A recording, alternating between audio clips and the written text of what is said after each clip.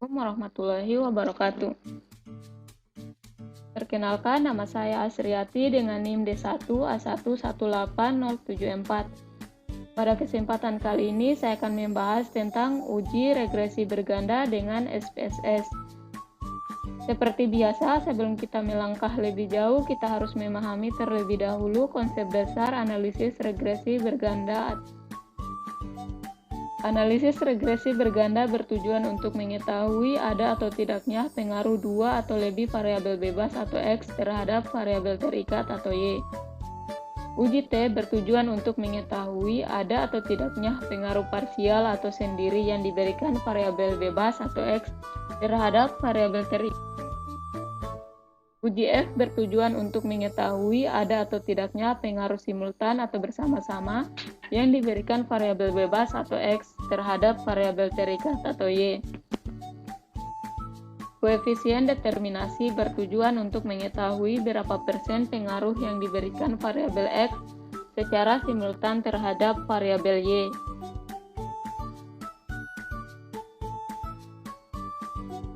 Adapun rumusan hipotesisnya yaitu H1 artinya terdapat pengaruh motivasi atau X1 terhadap prestasi atau Y. H2 artinya terdapat pengaruh minat atau X2 terhadap prestasi atau Y. H3 terdapat pengaruh motivasi atau X1 dan minat atau X2 secara simultan terhadap prestasi atau Y. Dan untuk tingkat kepercayaannya sebesar 95% dan alfa sama dengan 0,05. Nah, untuk lebih lanjutnya langsung saja masuk pada contoh soal. Di sini saya sudah menyiapkan data pada tabel Excel.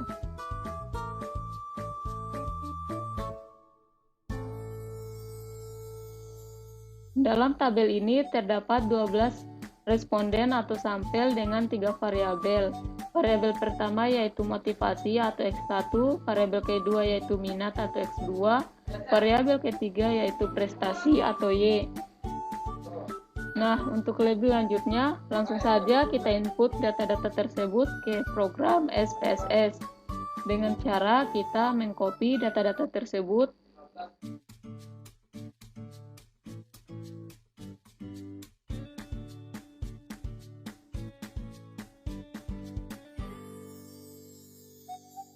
Nah, jika sudah seperti ini, untuk mengganti nama variabelnya langsung saja kita memblok data-data tersebut. Kemudian kita menekan menu variabel view. Di sini untuk namanya bisa kita ubah menjadi yang pertama variabel X1, yang kedua variabel X2, dan yang ketiga variabel Y. Dan untuk labelnya kita bisa memberi label pertama motivasi atau X1. Yang kedua yaitu minat,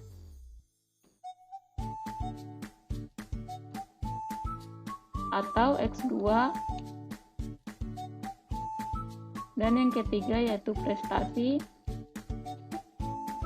atau Y. Nah, untuk usernya di sini kita ubah menjadi scale.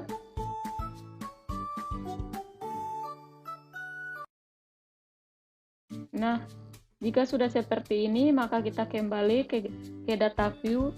Di sini variabelnya sudah berubah menjadi X1, X2, dan Y. Untuk lebih lanjutnya, kita bisa melakukan uji analisis data dengan cara menekan menu Analyze, kemudian Regression, dan kemudian Linear. Lalu selanjutnya, untuk variabel prestasi kita bisa pindahkan ke kolom Dependen. Dan untuk variabel motivasi dan minat kita pindahkan ke kolom independen. Lalu kita menekan tombol OK.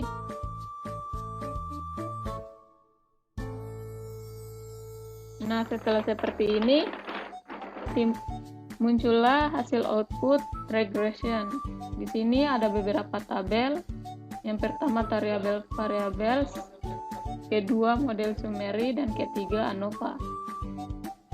Keempat, koefisien.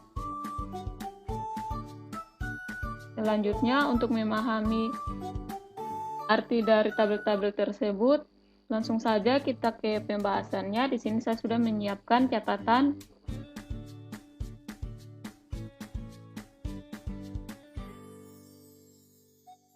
Adapun dasar pengambilan keputusan dari uji regresi berganda yaitu untuk uji T, jika nilai T kurang dari 0,05 atau T hitung lebih dari T tabel, maka terdapat pengaruh variabel X terhadap variabel Y. Yang kedua, jika nilai SIG lebih dari 0,05 atau T hitung kurang dari T tabel, maka tidak terdapat pengaruh variabel X terhadap variabel Y.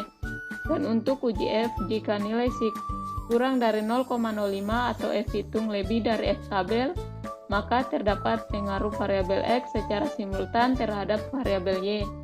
Dan jika nilai SIG lebih dari 0,05 atau F hitung kurang dari F tabel, maka tidak terdapat pengaruh variabel X secara simultan terhadap variabel Y. Dapat diketahui di sini F tabelnya bernilai 4,10.